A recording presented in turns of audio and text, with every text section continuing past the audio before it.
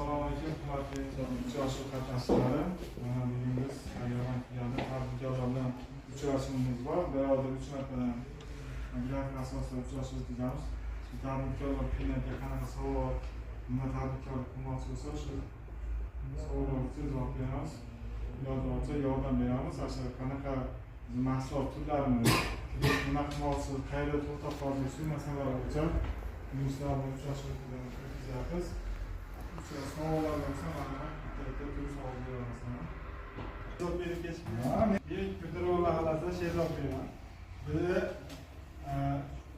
dadam nomida shu omonat qo'yilgan. Omonat bor, qanchalar miqdorda. Men shu 50 million so'm kredit olmoqchiman o'zimning nomimga. Lekin dadam nomida bu omonati bor. Menga berilgan kafel shu yerga 1 million yana omonat qo'ygan. Bizga 50 million chiqarib beriladimi yo yo'qmi? Men nomimda shu 13 million so'm kredit bor, uni to'lab boryapman vaqtida. Siz hozir ishlaysizmi, ishlaysizmi? Men hozirda ishsizman.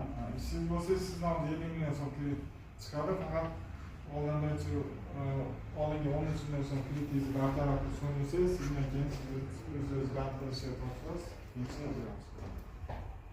Assalomu alaykum. Men haqiqatda ismim Bahodir. Uyimda kichkina sex tashkil qilganman.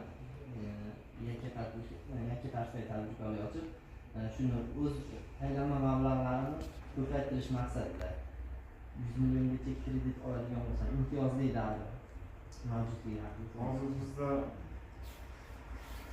100 million so'm Prezident 312 qaroriga asosan kreditlarimiz bor.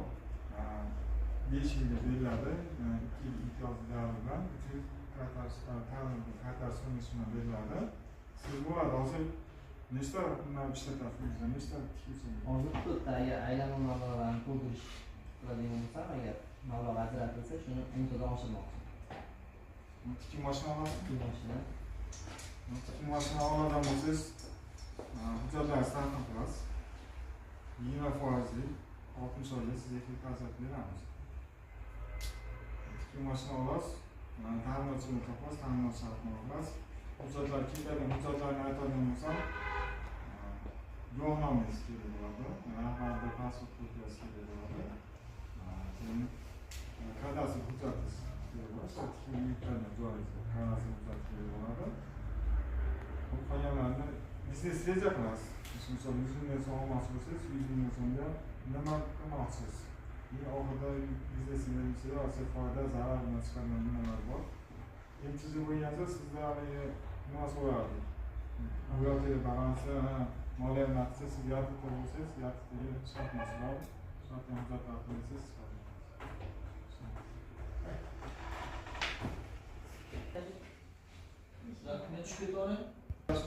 Yana kimda savollar bor?